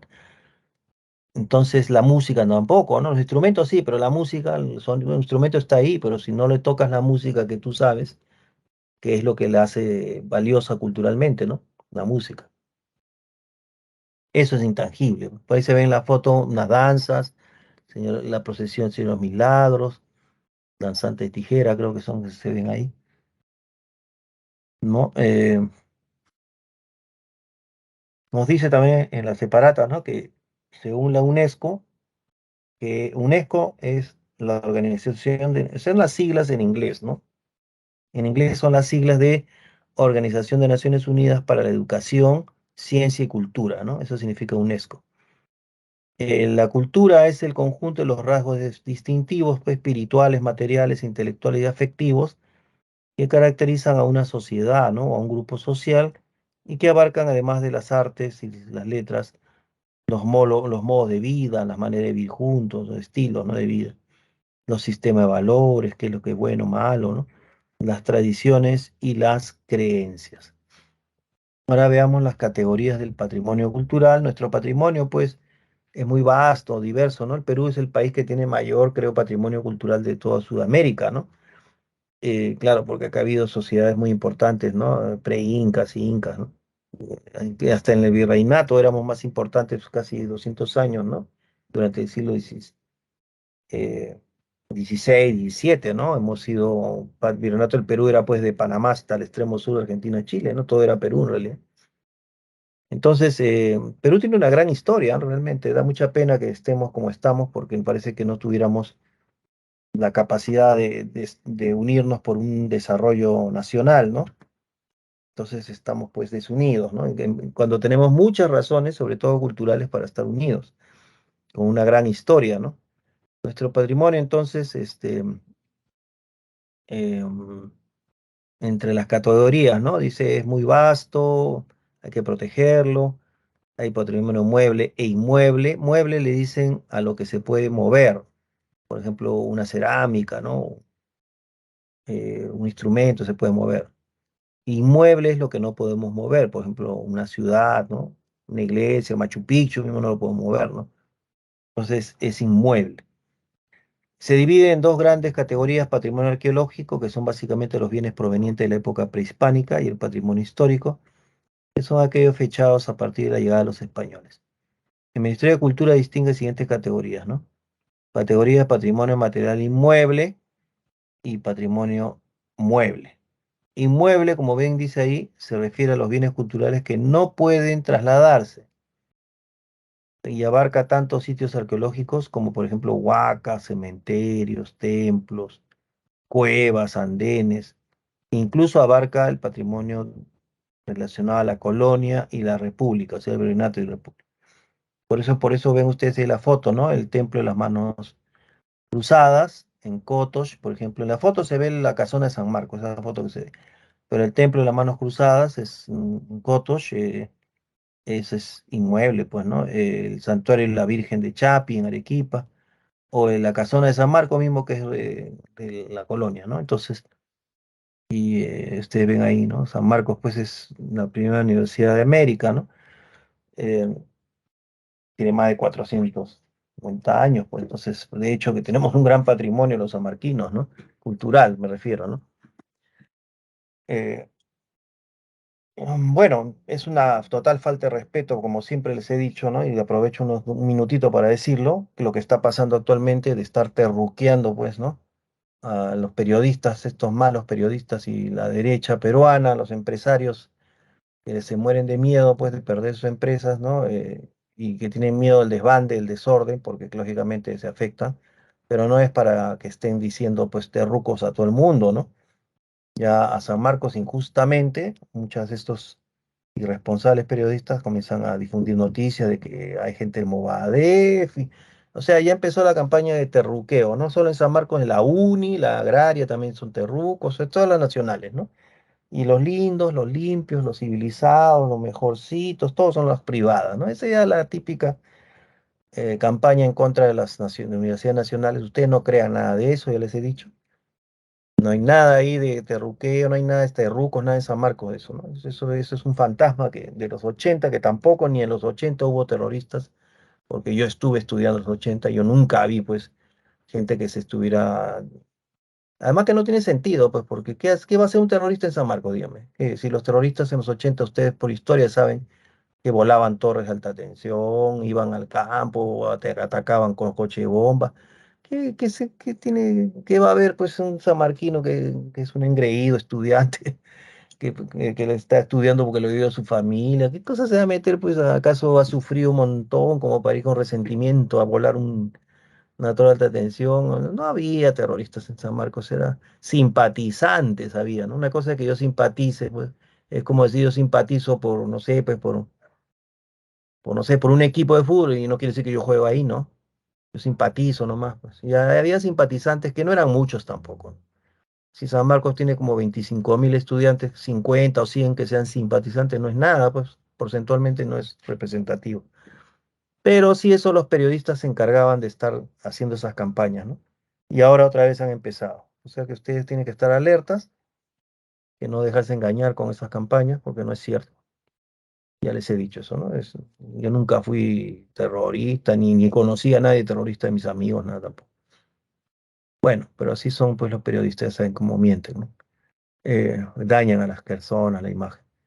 Bueno, el patrimonio mueble son bienes que pueden trasladarse de un lugar a otro, ejemplo, pinturas, cerámicas, monedas, libros, documentos, o sea, todo lo que se puede trasladar. Un tumi, ¿no? El aríbalo inca. Por ejemplo, en la foto está la escultura del arquero de la muerte de la colonia de Baltasar Gavilán, ¿no? El escultor. Eso se puede mover, pues, de un sitio a otro, ¿no? Em, y también tenemos categorías del patrimonio cultural, ¿no? Seguimos, tenemos material inmueble, material mueble, también tenemos patrimonio inmaterial, por ejemplo, seguimos, comprende los usos, perdón, los conocimientos, usos y costumbres que son transmitidos de generación en generación a manera de cultura viva, ¿no? Eso es inmaterial, por ejemplo, la danza de tijera. Saber bailar la danza es lo inmaterial, ¿no? Enseñarle a alguien cómo bailar, eso es algo inmaterial, es un conocimiento inmaterial. La procesión del Señor de los Milagros, hemos visto que es una tradición, el tunche, la medicina tradicional, ¿no? Los chamanes, todas esas cosas que conocen las plantas, las propiedades, ¿no? Patrimonio documental se refiere a la documentación que se conserva en archivos e instituciones similares, como pueden ser bibliotecas, ¿no? La Biblioteca Nacional, o los incunables peruanos, que son los primeros libros impresos que son del siglo XVI, ¿no? Los primeros impresos, o protocolo ambulante de los libros de los conquistadores, o el libro Becerro, o una película, etcétera, ¿no? Son patrimonio documental, ¿no? Por medio de documentos, ¿no? El patrimonio documental puede ser, pues, un documento, textos impresos, en papel, libros, ¿no? También se le llama patrimonio documental a las nuevas tecnologías, por ejemplo, digitales, ¿no? El hecho de que yo tenga, pues, un DVD, ¿no? Con imágenes audiovisuales, o un puerto USB que donde tengo archivos de libros, ¿no? PDF digital.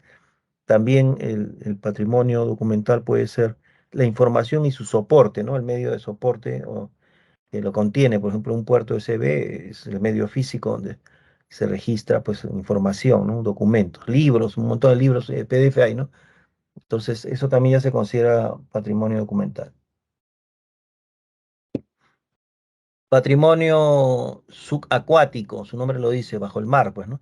Son todos los vestigios sumergidos en el agua en forma periódica o continua, pero por lo menos durante los 50 años, ¿no? O sea, tampoco es ahorita, sino que tiene que tener una antigüedad de 50 años, ¿no? Para que sea considerado un patrimonio subacuático. Por ejemplo, un asentamiento prehispánico, ¿no? En la laguna Calancayo, Junín, que está bajo el agua, ¿no? En la laguna. O embarcaciones del siglo XVII españolas, ¿no? La caleta Coalaque en Arequipa, que se hundió, por ejemplo. Entonces, eso ya es un patrimonio subacuático. El patrimonio industrial es el que se refiere, pues, a todos los bienes muebles y inmuebles que son adquiridos o producidos por una sociedad en relación a actividades industriales, ¿no? Por ejemplo, el primer ascensor instalado en la ciudad de Lima, que fue el del edificio Rimac en la Casa Roosevelt, o Euloge Fernandini, que trajo la primera máquina de rayos X al Perú, ¿no? Llegó a nuestro país, etcétera, ¿no? El Ministerio de Cultura también ha declarado hace poco, el Ministerio ha declarado como Patrimonio Cultural de la Nación a la Semana Santa de Ayacucho, por ejemplo, ¿no? Por constituir un evento de fe e entidad cultural importante en esa región y donde confluyen pues los distintos sectores socioeconómicos de la sociedad ayacuchana, ¿no?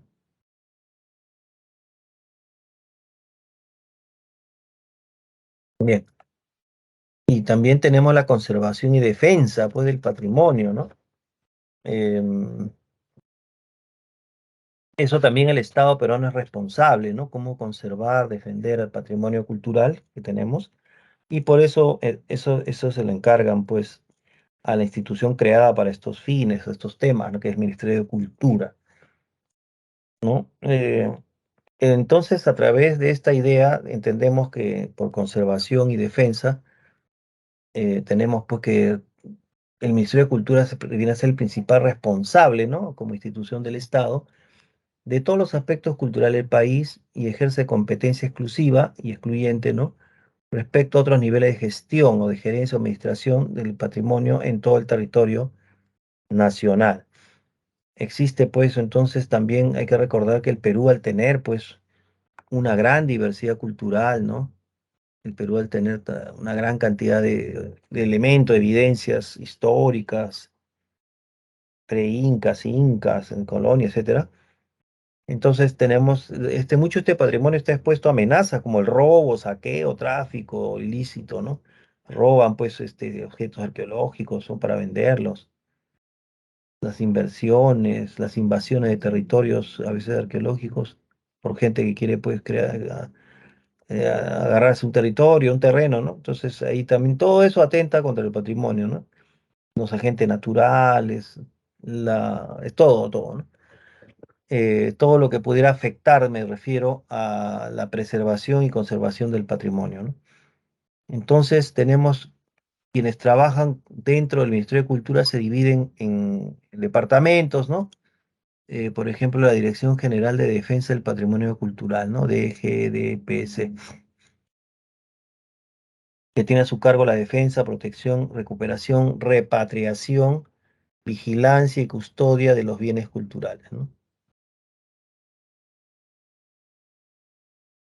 Entonces, esta dirección, como ustedes ven ahí, nos dice, ¿no? Claramente, la defensa, protección, recuperación, ¿no? Repatriación, por ejemplo, ustedes saben que Machu Picchu fue oficialmente después declarada descubierta por Irán Bingham, ¿no? Que era un norteamericano, venía de la Universidad de Yale, quien hizo las primeras excavaciones. Y entonces, las primeras cosas que se recuperaron de Machu Picchu, cerámica inca, objetos, etcétera, se los llevaron a Estados Unidos por la Universidad de Yale, ¿no?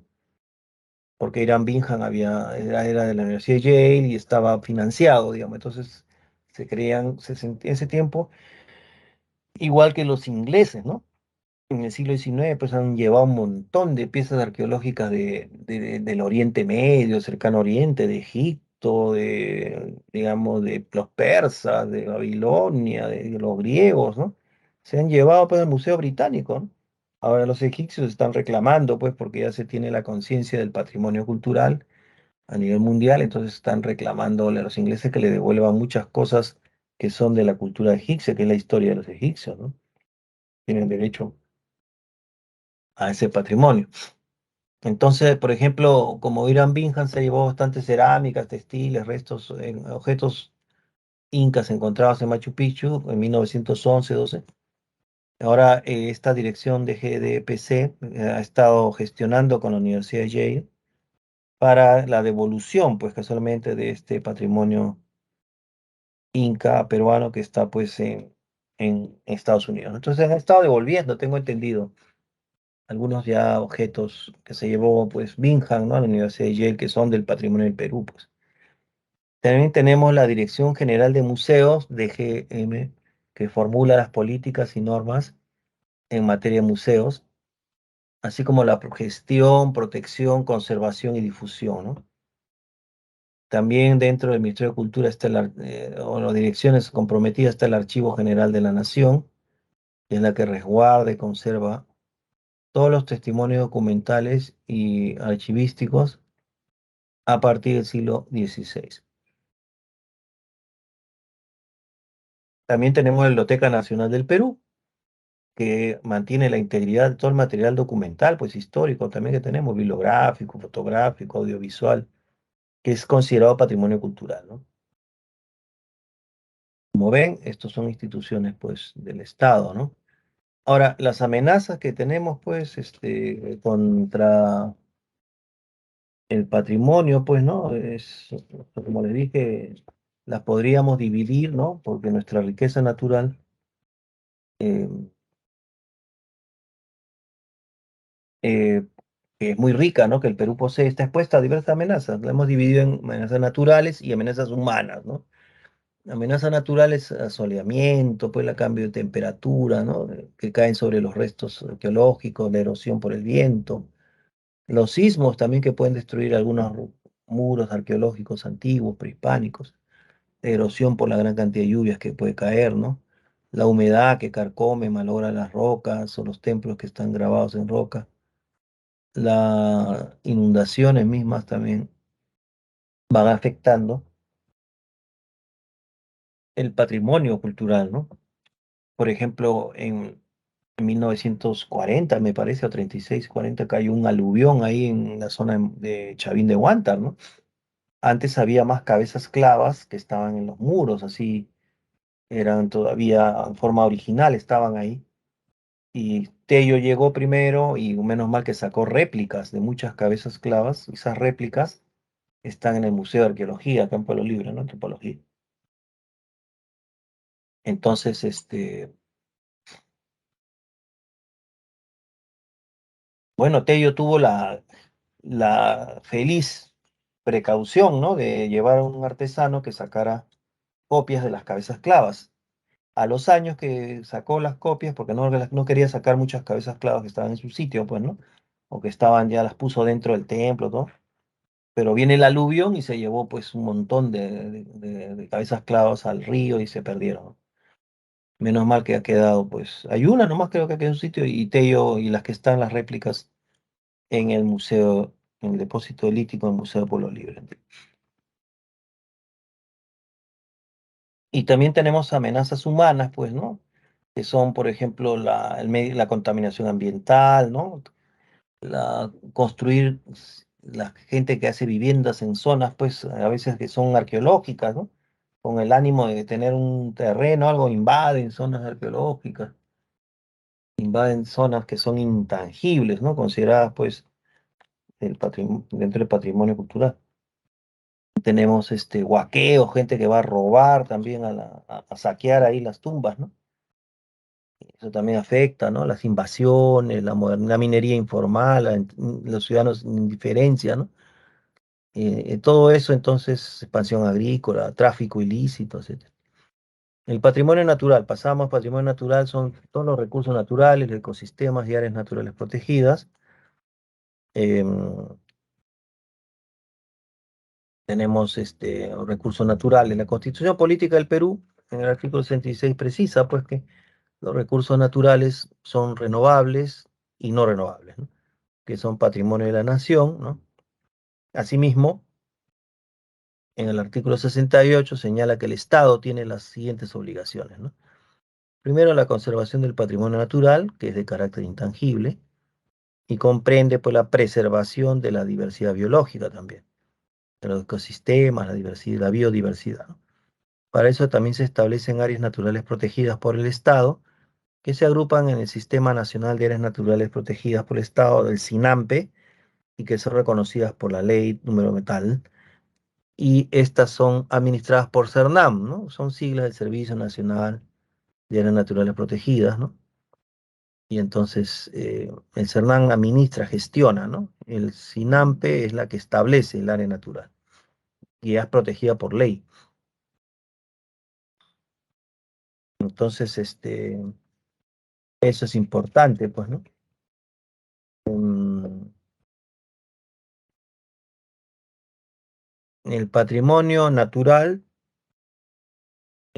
como hemos visto, em, también, pues, protege todo lo que es, digamos, eh, manifestaciones naturales. Por ejemplo, no hay que olvidar que hay los glaciares, la Cordillera Blanca, eso es natural, pues, ¿no? Es patrimonio natural. Montañas, cuevas. También hay formaciones geológicas que tienen, pues, una historia que también se considera patrimonio natural, los arrecifes de coral, bosques tropicales, humedales, zonas naturales, ¿no? Delimitadas, ¿no? Que tengan un valor universal desde el punto de vista de la ciencia y la conservación de la belleza natural, parques nacionales. La UNESCO pues contempla los paisajes culturales, ¿no? Se trata de paisajes respectivos, representativos, ¿no? Donde se ve la fusión armoniosa entre la naturaleza y el hombre y que son el resultado de una larga relación entre población y medio ambiente, ¿no? Que dan testimonio de la creatividad humana y eso nos llevó un poco al patrimonio mixto, ¿no? Hemos visto que son lugares como Machu Picchu, ¿no? Que tienen lugares seccionados porque combinan elementos, ¿no? Del patrimonio natural y elementos del patrimonio cultural. Por ejemplo, el santuario de Machu Picchu, situado a 2.430 metros de altitud, es un lugar montañoso en medio del bosque tropical y donde la creación pues, humana inca elaboró pues, esta ciudadela, que hay murallas, terrazas, rampas, esculpidas en la roca, parecen ser prolongaciones naturales. Bien, también en 1900, eh, bueno, vamos avanzando en el patrimonio mundial, ¿no? Vamos avanzando aquí. Hay tres tipos de patrimonio, como dijimos, cultural, material, inmaterial, natural y mixto, ¿no? Eh, UNESCO, que está ahí sus siglas, ¿no? Organización de Naciones Unidas para la Educación, Ciencia y Cultura, tiene una política de inclusión, es decir, de identificar y declarar, ¿no? Algún lugar como un valor universal, excepcional, que trasciende las fronteras nacionales y que significa mucho para los presentes y futuras generaciones. Por ejemplo, el Ansel Wititi en Valle del Colca, ¿no?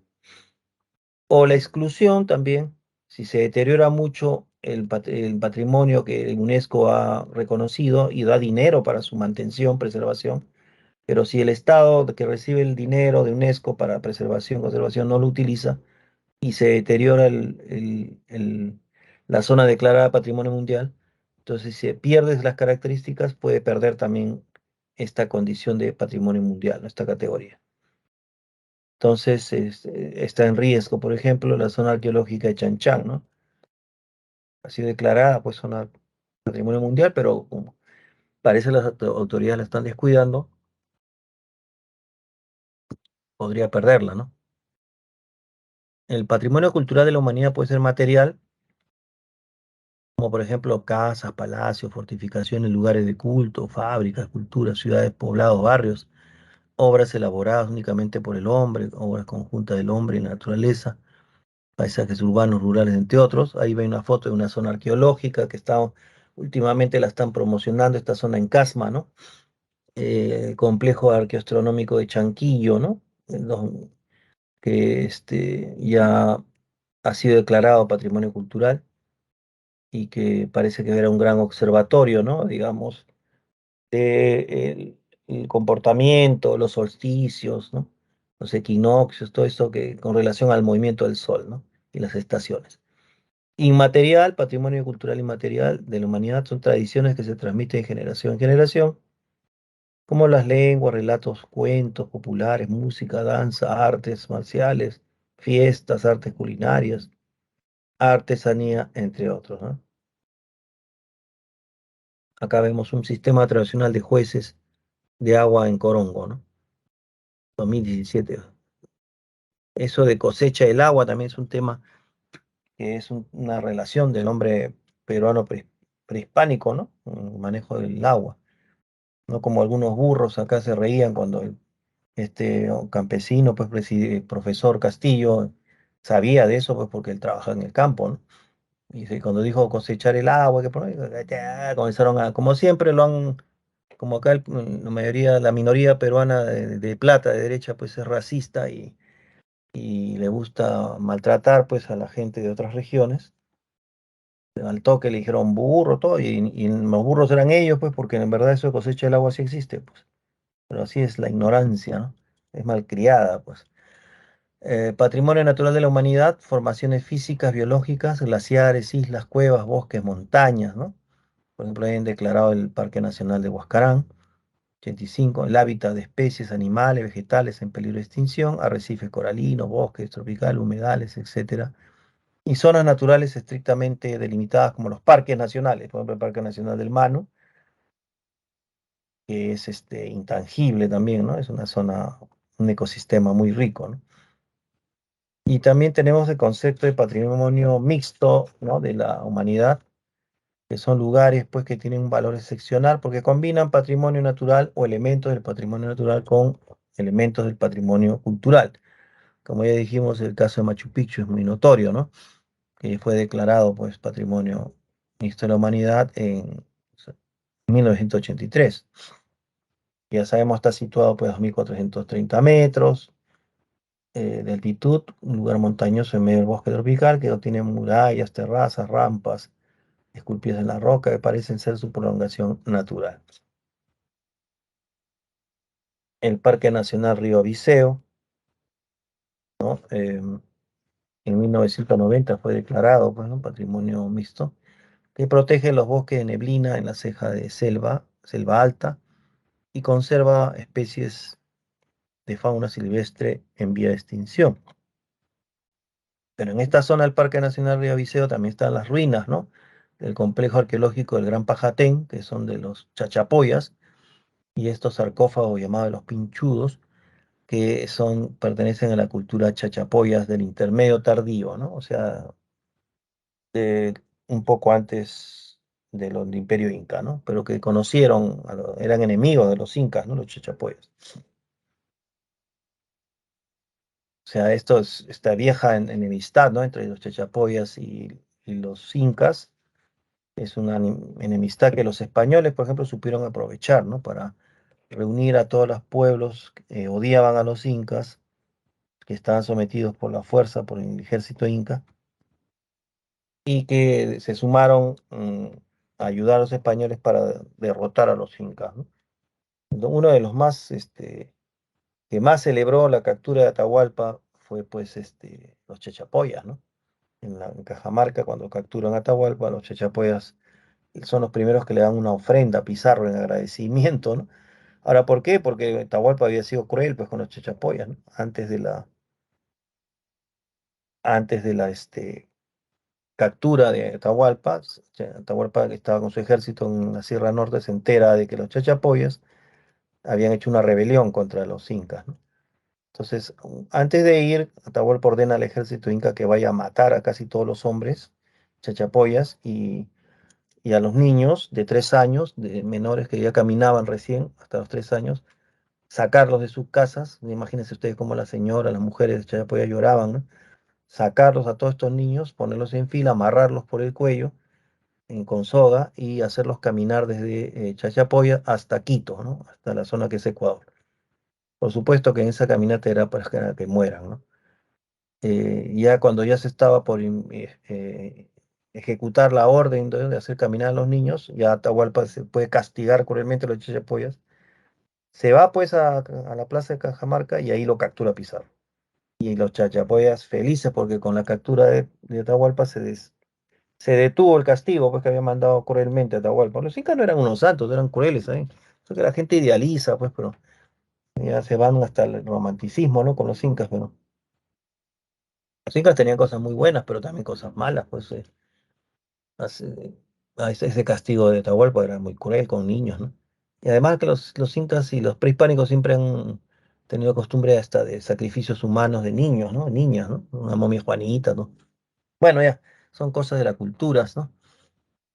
Pero entonces, es allí donde se ve todo esto, ¿no? Y bueno, el Parque Nacional Río Viseo es patrimonio mixto de la humanidad por los paisajes naturales de selva alta y los restos arqueológicos de los chachapoyas. Ahí tienen las respuestas, por favor, copien. 1C de casa, 2D de día, 3E de esperanza, 4B de botella. Pueden copiar, por favor, o tomar foto.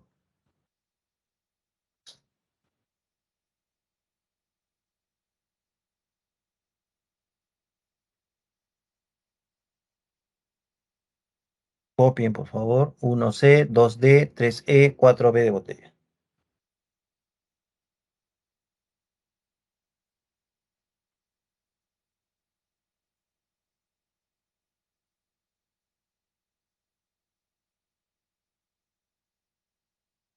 Bien, me parece que ya han copiado. Vamos a resolver. El ejercicio uno nos dice el 2 de octubre, ¿no? El 2019 se denunció el robo de un documento emitido por José de San Martín en calidad de protector del Perú, fechado el 18 de enero del 22, ¿no? 1822, que versa sobre un nombramiento militar.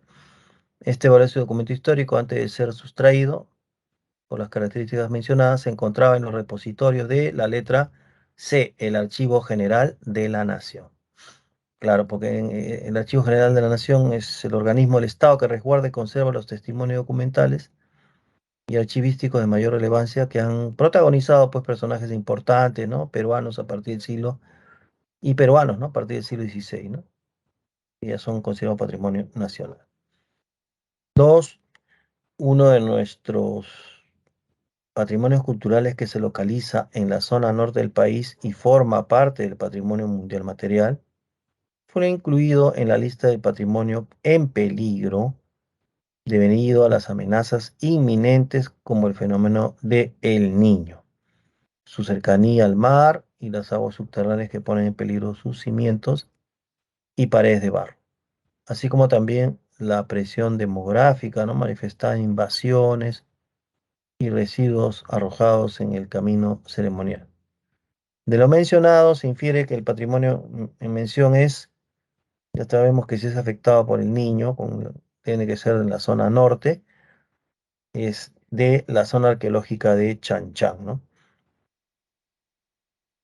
Fue inscrita pues en la lista de patrimonio en peligro, ¿no? Debido a estas amenazas que venimos diciendo de fenómenos meteorológicos relacionados al niño, ¿no? Por grandes lluvias. No olviden que Chan Chan es una ciudadela de barro, ¿no? Pues, y el agua es el enemigo del barro, pues, ¿no? De las muros de barro, ¿no? Y así es que está en peligro. Tres, el santuario histórico de Machu Picchu es posiblemente el patrimonio cultural del Perú más conocido, pues, a nivel mundial, ¿no? Eso es un hecho, atrayendo a cientos de miles de turistas anualmente. Al respecto de este sitio de interés, determinar verdadero o falso de los siguientes enunciados. Entonces nos dicen que es la letra E de esperanza, ¿no? E. Que lo único verdadero es la 2, ¿no? El santuario de Machu Picchu tiene un valor universal excepcional por ser una obra del genio creador humano. El resto es falso. Si está inscrito en la categoría de patrimonio cultural inmaterial, no puede, ¿cómo va a ser inmaterial si es material? 3, en el Perú ha sido categorizado como patrimonio cultural inmueble histórico. No puede ser histórico porque Machu Picchu es inca. Histórico es a partir de la escritura, o sea, colonia y república. Y por su cuidado, el gobierno nacional es quien recibe una partida de UNESCO, ¿no? Eh, mm, dice el gobierno nacional, ¿no? Pero quien recibe en verdad la partida presupuestal para el cuidado y preservación de Machu Picchu no es el gobierno nacional, sino el gobierno local, en este caso la municipalidad, ¿no? Por eso es falso. Bien, no sé, vamos a ver la 4. La última nos dice, las siguientes imágenes corresponden a 4 tipos de patrimonio mundial que distingue la UNESCO, ¿no? No olviden que UNESCO es Organización de Naciones Unidas, está en inglés por la sigla, ¿no? Para la educación, ciencia y cultura, ¿no? En relación a las categorías, ¿no? Respectivas con imagen, la letra E. O sea, uno. Ah, no, esta es la 4, perdón, ¿no? La letra B, perdón, me había equivocado. La B de botella. La B, ¿no? B de botella es la respuesta en 4, ¿no? Ya habíamos visto, pero me equivoqué leyendo. Bueno, B, 1 dice con C, o sea, 1, cultura material, la mezquita de Córdoba, España. Claro, material. 2, natural, con A, glaciares de Argentina. Claro, natural.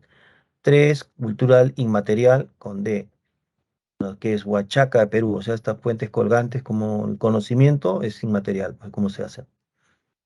Y 4, mixto con B, o sea, Calakmul de México, ¿no? Bueno, eso ya es porque nos menciona, pues, ¿no? Que el patrimonio mixto tiene algo de lo cultural mezclado con lo natural, ¿no? Por ejemplo, esta antigua ciudad maya, que se encuentra entre bosques tropicales, protegidos de Calakmul en el estado de Campeche, en México, fue declarado Patrimonio Mundial Mixto, ¿no? En el 2014. Bien, no sé si habrá alguna pregunta. Vamos a hay un tiempito, unos 5 o 6 minutos para los que quieran hacer algún comentario, no sé, alguna inquietud. Profe, ¿Cuáles claves? Un ratito, Chancas, Ordóñez, dice, ¿qué claves no copió este alumno Chancas de geografía o de cívica? No, no dice nada. Ya bueno, quería preguntar a alguien ahí, puede preguntar a ver. ¿las 7 maravillas del mundo son patrimonio de la humanidad? 7 maravillas del mundo, ya no hay 7, pues, ¿no? Habían 7, pero en todo caso, ya se considera con la visión actual, pues, ya como te digo, ya no están ni las 7 presentes, algunas que se sabe que estaban por historia, ¿no? Entonces, en todo caso, si estuvieran las 7, sería todo patrimonio cultural de la humanidad, pues, ¿no? Pero lo que queda, que no me acuerdo muy bien cuáles son, pero no están todos, porque no está el gigante, de la entrada, del puerto, eso ya no está, etcétera, pero eh, serían patrimonio. Pero esa pregunta, pues, bueno, es una pregunta que has hecho, pero no tendría mucho sentido, porque como te digo, ya no existen, como para hacer, pues, es una pregunta casi abstracta, ¿no? Bien, más vamos a lo que existe, pues, en la actualidad, porque UNESCO más se ha dedicado a lo que es algo indiscutible, algo que se ve. Si es patrimonio cultural, es porque existe, pero si existió por referencia histórica, ya no existe, pues. Entonces no podríamos decir que las 7 son patrimonio cultural, pues, de la humanidad. Bueno, existen algunas. ¿Alguna otra pregunta? ¿Quién me está preguntando para tomar captura de las claves? ¿De qué curso? ¿Cívica o de geografía? A ver, Idenio Efraín Chancas se está preguntando, pero no sé cuál quiere que ponga. ¿Por qué el 3 de la 4 es falsa? ¿Cuál? ¿Te refieres a la última de Cívica? ¿No, Cristina? Ana Cristina, ¿no? Cívica, ya. ¿Cuál es la pregunta? A ver. Dice, ¿por qué la 3 de la 4? La 3 de la 4. Ah, ya, la 3 de la 4. ¿Te refieres entonces? Vamos a poner la 3 de la 4. Bueno, me imagino la 4, ¿no? La pregunta 4. Porque dice la 3 de la 4. ¿Esta te refieres? ¿3 de la 4? A ver, voy a compartir mejor, ¿no? Un ratito. A ver, cívica, ¿no? No entiendo bien. 3 de la 4. La 3 de acá, cultura inmaterial. ¿A cuál te refieres, Cristina? El ejercicio, ¿por qué no me pones ejercicio 3 o ejercicio 4 para yo entender mejor? No, de cívica no. De la pregunta 3 4. Ah, la pregunta 3 ya. Así hay que escribir, pues, más clara. Ya, la pregunta 3 la 4. Ya, la respuesta, en este caso de la 3 hemos dicho que es la E. Y tú me preguntas la 3 porque es falsa. Dicen, el Perú ha sido, está hablando de Machu Picchu, ¿no? Em, ante todo, Machu Picchu es época inca, ¿no? Inca. Entonces, eso es prehispánico. Cuando la 3 dice, en el Perú ha sido, se refiere a Machu Picchu, ¿no? Es como decir, en el Perú Machu Picchu ha sido categorizado como patrimonio cultural inmueble histórico. No es histórico porque histórico es a partir de la escritura. ¿Y quién tiene escritura? Los españoles, o sea, a partir de del virreinato, colonia, virreinato y república. Eso es histórico. Todo lo inca y pre-inca no es histórico, es arqueológico. Por eso es falsa, la alternativa 3, porque dice que es Machu Picchu es histórico, y no es histórico, pues, porque eso es inca. Vuelvo a repetir, lo histórico se refiere a virreinato y república. Lo que dice para su cuidado el gobierno nacional es quien recibe una pregunta de la UNESCO. Lo que 4, la 4 ahora quieres ver, la 4 dice, para su cuidado el gobierno nacional es quien recibe una partida de la UNESCO. Hemos dicho que el gobierno nacional no recibe. El gobierno nacional es como decir pues, el ejecutivo, como decir Dina Boluarte ahorita.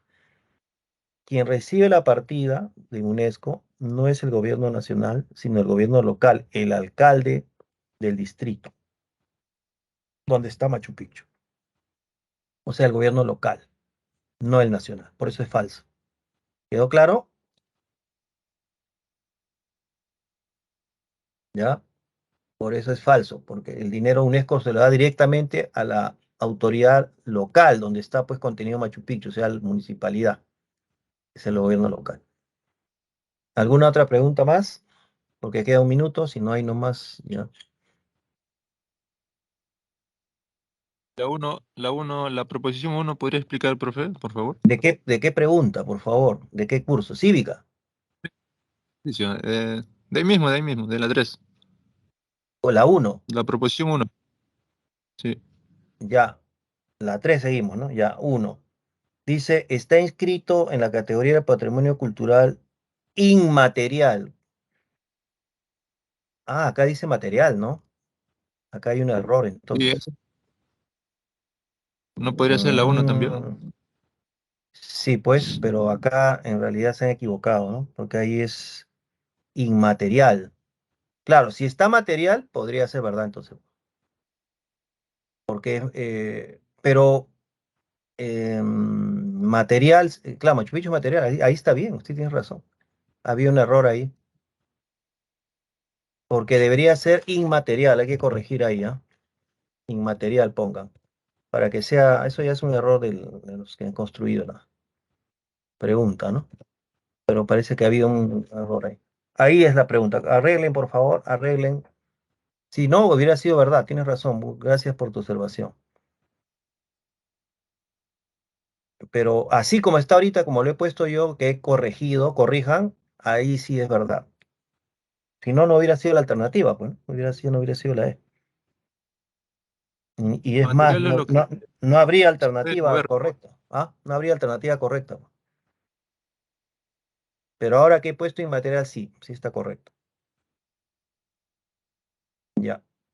Corrijan, por favor, ¿ah? Porque si no, no habría alternativa. Bien, nos quedamos aquí porque ya están en intermedio. Gracias, hasta luego.